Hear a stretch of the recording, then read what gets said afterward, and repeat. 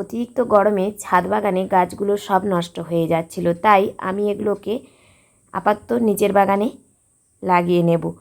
প্রচুর ফুলের গাছ ছিল আমার ছাদ বাগানে, কিন্তু ছাদে জল দিতে পারছিলাম না, তাই এখন সব গাছগুলোকে নিচের বাগানে নিয়ে যাচ্ছি। সেখানে গিয়ে মাটিতে বসিয়ে দেব, তাহলে আর আমাকে জল দিতে হবে না। মাঝে মাঝে জল দিলেই কিন্তু গাছগুলি মাটিতে সুন্দর হয়ে যাবে। তাই আজ ছাদ বাগানের সমস্ত গাছগুলোকে এইভাবে আমি নিচে নিয়ে এসেছি। প্রচুর গাছ ছাদ বাগানে ছিল এবং গাছগুলি সত্যিই রক্ষণাবেক্ষণ করা আমার জন্য খুব কষ্টকর হয়ে পড়ছিল।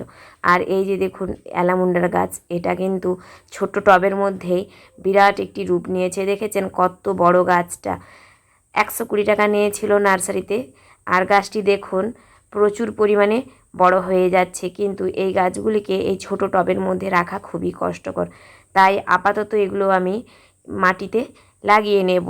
মাটিতে লাগিয়ে নিলে একটাই সুবিধা আমার, এই গাছগুলি প্রচুর পরিমাণে বাড়ে এবং প্রচুর ফুল দেয়। সারা বছর অ্যালামুন্ডাতে ফুল হয়। আর এটা হচ্ছে একটা 12 মাসি শিউলি। এর আগে আপনাদের অনেকবার দেখিয়েছি। শিউলি গাছটাতে প্রায় বছরে অনেকটা সময়ই ফুল ফোটে, যদিও এখন ফুল নেই, তবে শীতের শেষ পর্যন্তও কিন্তু ফুলটা ফোটে। আর ওই গাছটিও আমার 120 টাকা নিয়েছিল। এই যে দেখুন অ্যালামুন্ডার গাছটা কীরকম হয়ে যাচ্ছে লম্বা হয়ে, এটিকে আমি আপাতত ভাবছি এই মাটির মধ্যেই বসিয়ে নেব। আপনাদের কার কার কাছে এরকম একটি গাছ রয়েছে আমাকে অবশ্যই কমেন্ট করে জানাবেন। এবং এই গাছটির বৃদ্ধিও প্রচুর, হলুদ রঙের ফুল এটা, এই ফুলের সুবাসও খুব সুন্দর। আমরা যারা বাগান করি তাদের কাছে এরকম 2-1টা ফুলের গাছ না থাকলে কি হয়। আমার এখানে প্রচুর গোলাপ ছিল, যদিও গোলাপগুলো অনেক আমি এখন নষ্ট করে ফেলেছি, কিছু করার নেই। তবে এই বছর যে গাছগুলো করব সেগুলো আমি খুব যত্ন সহকারেই লাগানোর চেষ্টা করব এবং গাছগুলিকে বেশিরভাগ আমি মাটিতেই করার চেষ্টা করব, কারণ ছাদ বাগানের ছোটো টবে গাছগুলিকে বাঁচিয়ে রাখাও খুবই কঠিন। প্রচুর পরিমাণে জল দিতে হয় এবং আমার ছাদে জলের ভালো ব্যবস্থা নেই, তাই অসুবিধা হয় প্রচুর। সেই জন্য আমি ঠিক করেছি এইবারে শীতে আমি মাটিতেই ফুলের গাছগুলি করার চেষ্টা করব। মাটিতে গাছগুলির বৃদ্ধিও হবে প্রচুর এবং গাছগুলিতে সবসময় জল দেওয়ারও প্রয়োজন হবে না, গাছগুলি ভর্তি হয়ে থাকবে ফুলে। তবে এখানটায় শীতের সময় আমি অনেক সবজি করেছিলাম, সেই ভিডিও আপনাদের সামনে অনেক নিয়ে এসেছি।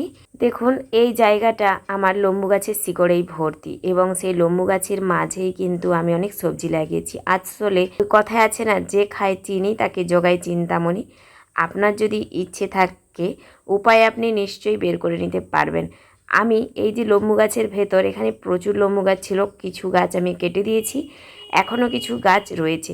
কিন্তু এই যে বললাম আমার গাছ লাগানোর ভীষণ ইচ্ছে, তাই আমি প্রায় প্রতিদিনই কিন্তু গাছ লাগিয়েই থাকি, অথবা গাছেদের যত্ন করেই আমার সময়টা কেটে যায়। এদের সঙ্গে থাকতেই যেন খুব ভালোবাসি আমি। এবং জীবনে যখন কোনো দুঃখ কষ্ট বা হতাশা ঘিরে থাকে, তখন কিন্তু এই গাছেদের সঙ্গে কথা বলে, গাছেদের সঙ্গে সময় কাটিয়েই আপনি আপনার জীবনের সমস্ত কষ্টগুলোকে, সমস্ত দুঃখ বেদনা যন্ত্রণা অথবা বিষণ্ণতাকে ভুলে ভালোভাবে থাকতে পারেন। সমস্ত রোগ থেকে মুক্তির উপায়ও কিন্তু এই কয়েকটি গাছ। হ্যাঁ বন্ধুরা, আপনারা হয়তো অনেকেই নানান রকম শারীরিক সমস্যায় ভোগেন। আগেকারের দিনে মানুষ, আমাদের মা ঠাকুমা দিদিমারা কিন্তু তখন প্রত্যেকেই গাছ লাগাতো এবং কিছু কিছু বাড়িতে প্রত্যেকেরই কিন্তু গরুর চাষ থাকতো। আপনাদের প্রত্যেকেরই যে শহরে বাড়ি ছিল প্রথম থেকে এমনটা নয়, বেশিরভাগ মানুষ কিন্তু গ্রামে প্রথমে বাস করতো, তারপর গ্রাম থেকে শহরমুখী হয়েছে। তো আপনারা আপনাদের পরিবারের বড়দের জিজ্ঞাসা করবেন, তারা কিন্তু ওই যে গরু চাষ করতো সেভাবেই কিন্তু তারা ভালো থাকার ব্যবস্থা করে নিত। এই যে সারাদিনের কাজের পর যখন আপনি নিজেকে নিজের কোনো কাজ নিয়ে ব্যস্ত রাখবেন, নিজের ভালো লাগার কোনো কাজ, তখনই কিন্তু আপনি ভালো থাকতে পারবেন। আমি যেমন অত পরিশ্রম করতে পারি না, তাই আমার ভালো লাগা এই যে গাছ লাগানো, এটাকে খুঁজে নিয়েছি। এর মধ্য দিয়েই আমি কিন্তু ভালো থাকি এবং সবসময় ভালো থাকার চেষ্টা করি। সত্যি কথা বলতে, যখন শরীর খারাপ হয় বা যন্ত্রণা হয় শরীরে, আসলে আপনাদের অনেকবার বলেছি আমার থ্যালাসেমিয়া রয়েছে, যদিও বা কেরিয়ার।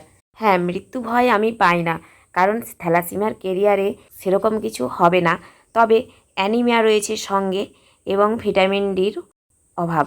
তো সেক্ষেত্রে আমার কিন্তু শরীর মাঝে মাঝেই ভীষণ খারাপ হয়ে যায়।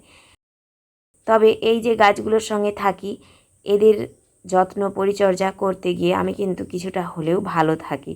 তাই আপনাদেরও বলবো, আপনাদের যাদের শরীরে বিভিন্ন রকমের সমস্যা অবশ্যই দেখা দেয়, বয়স বাড়ার সাথে সাথে অবশ্যই বিভিন্ন শারীরিক সমস্যার আমরা সম্মুখীন হই প্রত্যেকেই। শরীর থাকলেই শরীর খারাপ হবেই। এই যে কথাই বলে না, মাথা থাকলেই তো মাথা ব্যথা হবে, ঠিক তেমন শরীর থাকলে শরীরে রোগ ব্যাধি হবেই।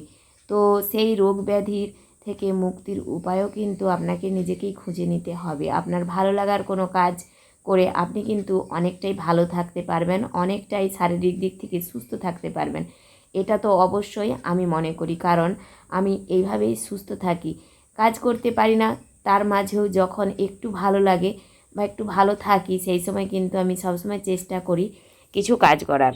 নিজেকে কাজের জগতে ডুবিয়ে রাখলে কিন্তু আপনি অনেকটাই ভালো থাকতে পারেন। আসলে আমরা যারা হাউস ওয়াইফ, তাদের তো সারাদিন বাড়ির হেঁসেলেই কেটে যায় এবং পরিবারের সবার পেছনে টুকটাক কাজকর্ম করতে করতেই সারাটা দিনই কেটে যায় বাড়ির কাজেই। তো বাইরের পরিবেশটা কিন্তু আমরা নিজেদের চোখে দেখতেও পাই না। তাই আমাদের জন্য এরকম যদি টুকটাক গাছ লাগাই, একটু খোলামেলা পরিবেশে বেরোতে পারি, সেটা সত্যিই যেন মনে হয় স্বর্গসুখ। এই যেমন আমি যখন এই গাছগুলো লাগাই, আমার কাছে তো সেই আনন্দটাই অবশ্যই পেয়ে থাকি আমি। আপনারা কে কীভাবে আনন্দ পান আমি জানি না, তবে আমি যেন এই গাছেদের মধ্যে থাকলেই নিজের প্রাণের অস্তিত্ব খুঁজে পাই। এগুলোর মাঝেই খুঁজে পাই নিজের ভালোবাসা, ভালো থাকার এক অমোঘ শক্তি, যা আপনি কখনো ভাষায় ব্যক্ত করতে পারবেন না বা অন্য কাউকে বোঝাতেও পারবেন না। এটা এক অন্য রকমের ভালোবাসা, এক আলাদা মোহের টান গাছেদের প্রতি। হ্যাঁ, অবশ্যই মোহ, কারণ এই জগৎ সংসারটা আমরা মোহর মধ্যে দিয়েই চলি। কোনো কিছুর প্রতি মোহ না থাকলেও এই গাছের প্রতি কিন্তু প্রচুর মোহ আমার। একটি গাছ লাগিয়ে যখন গাছটিকে বড় হতে দেখি, তখন সত্যিই ভীষণ ভালো লাগে আমার। তারপর গাছটিতে নতুন পাতা গজানোর সঙ্গে সঙ্গে যখন আসে ফুল, অথবা ফলের গাছে যখন ছোট ছোট ফল ধরে, তখন তো সেই আনন্দ সত্যিই এক অসীম পাওয়া। যারা গাছ ভালোবাসে একমাত্র তারাই জানে। প্রকৃতিপ্রেমী না হলে এই আনন্দ কারোর পক্ষে উপভোগ করা সম্ভব না। একজন প্রকৃতিপ্রেমী, একজন গাছপ্রেমী কিন্তু এই আনন্দটি নিজের জীবনে অনুভব করে থাকে। এটা সবার দ্বারা অনুভব করা সম্ভব নয়। গাছেদের খাবার হিসাবে আমি কি ব্যবহার করি আপনারা তো দেখলেন। দেখুন, আমার বাড়ির যত সবজির খোসা, ভাতের মাড়, সেগুলোই আমি কিন্তু গাছেদের জন্য ব্যবহার করে থাকি। আজকের মতো আমার ভিডিও এখানেই শেষ করছি। আপনারা সে ভালো থাকবেন, সুস্থ থাকবেন, টাটা।